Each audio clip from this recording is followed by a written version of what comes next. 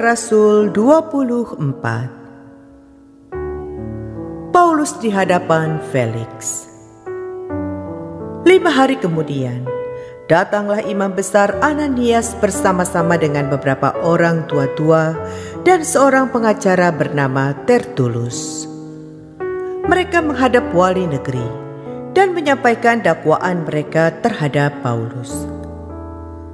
Paulus dipanggil menghadap dan Tertulus mulai mendakwa dia. Katanya, "Felix yang mulia, oleh usahamu kami terus-menerus menikmati kesejahteraan, dan oleh kebijaksanaanmu banyak sekali perbaikan yang telah terlaksana untuk bangsa kami. Semuanya itu senantiasa dan di mana-mana kami sambut dengan sangat berterima kasih. Akan tetapi, supaya jangan terlalu banyak menghabiskan waktumu, aku minta supaya engkau mendengarkan kami sebentar dengan kemurahan hatimu yang terkenal itu. Telah nyata kepada kami bahwa orang ini adalah penyakit sampar, seorang yang menimbulkan kekacauan di antara semua orang Yahudi di seluruh dunia yang beradab, dan bahwa ia adalah seorang tokoh dari sekte orang Nasrani. Malahan ia mencoba melanggar kekudusan bait Allah. Oleh karena itu, kami menangkap dia dan hendak menghakiminya menurut hukum Taurat kami. Tetapi kepala pasukan Lisias datang mencegahnya dan merebut dia dengan kekerasan dari tangan kami, lalu menyuruh para pendakwa datang menghadap engkau.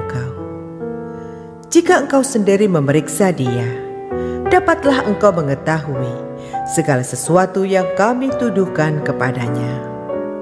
Dan juga orang-orang Yahudi menyokong dakwaan itu dengan mengatakan bahwa perkara itu sungguh demikian.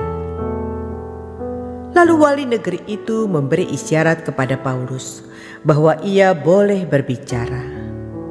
Maka berkatalah Paulus, "Aku tahu bahwa sudah bertahun-tahun lamanya engkau menjadi hakim atas bangsa ini.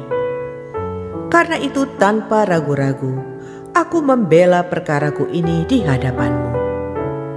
Engkau dapat memastikan bahwa tidak lebih dari 12 hari yang lalu aku datang ke Yerusalem untuk beribadah. Dan tidak pernah orang mendapati aku sedang bertengkar dengan seseorang atau mengadakan huru-hara, baik di dalam bait Allah maupun di dalam rumah ibadat atau di tempat lain di kota. Dan mereka tidak dapat membuktikan kepadamu apa yang sekarang dituduhkan mereka kepada diriku. Tetapi aku mengakui kepadamu bahwa aku berbakti kepada Allah nenek moyang kami dengan menganut jalan Tuhan, yaitu jalan yang mereka sebut sekte. Aku percaya kepada segala sesuatu yang ada tertulis dalam hukum Taurat dan dalam kitab nabi-nabi. Aku menaruh pengharapan kepada Allah, sama seperti mereka juga, bahwa akan ada kebangkitan semua orang mati, baik orang-orang yang benar maupun orang-orang yang tidak benar. Sebab itu aku senantiasa berusaha untuk hidup dengan hati nurani yang murni di hadapan Allah dan manusia. Dan setelah beberapa tahun lamanya, aku datang kembali ke Yerusalem untuk membawa pemberian bagi bangsaku dan untuk mempersembahkan persembahan-persembahan. Sementara aku melakukan semuanya itu, beberapa orang Yahudi dari Asia mendapati aku di dalam bait Allah sesudah aku selesai mentahirkan diriku, tanpa orang banyak dan tanpa keributan. Merekalah yang sebenarnya harus menghadap engkau di sini dan mengajukan dakwaan mereka, jika mereka mempunyai sesuatu terhadap aku.